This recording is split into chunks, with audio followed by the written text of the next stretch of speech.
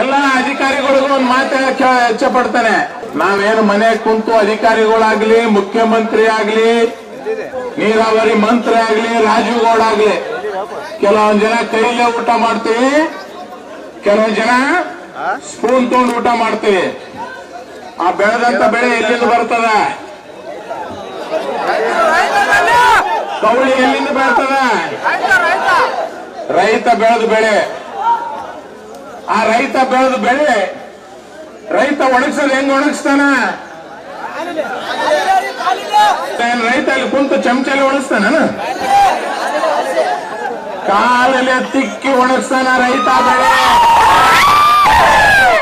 ಆ ರೈತನ ಕಾಲು ಸ್ಪರ್ಶ ಮಾಡಿದ ಮೇಲೆ ಆ ಬೆಳೆ ಒಣಗ್ತದ. ಆ ಒಣಗಿ ಪ್ಯಾಕ್ ಮಾಡಿ ಅದನ್ನ ಕೌಳಿನ ಪ್ಯಾಕ್ ಮಾಡಿ ಬೆಂಗಳೂರಿಗೆ ಕಳಿಸ್ತೀವಿ. ಅಲ್ಲೇ ಸ್ಪೂನ್ನಾಗ ಏಸಾಕ್ ಕುಂತು ಅಧಿಕಾರಿಗಳಾಯ್ತು, ನಾವ್ MLAಗಳಾಯ್ತು, ಮಂತ್ರಿಗಳಾಯ್ತು ತಿಂತೀವಿ. ರೈತರ ಕಾಲು ಟಚ್ ಆಗಿ ತಿಂದ ಮೇಲೆ ನಮಗೆ ಇಷ್ಟು ಸೊಕ್ಕಿರ್ತದಂದ್ರ 120 ದಿನ ಕಷ್ಟಪಟ್ಟು ನಾಟಿ ಮಾಡಿ ಗೊಬ್ಬರ ಹಾಕಿ ಕೈ ಆಡಿಸಿ ಬೆಳೆದು ತೂರಿ ಕಾಲ ಒಣಗಿಸಿದಂತ ರೈತರಿಗೆ ಎಷ್ಟಿರ್ಬಾರ್ದು.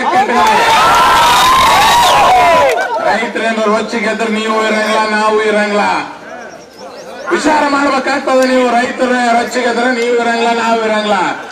ಇನ್ನ ರೈತರು ಜೀವ ಜೊತೆ ಚೆಲ್ಲಾಟ ಆಡೋದು ಬಿಡ್ರೆ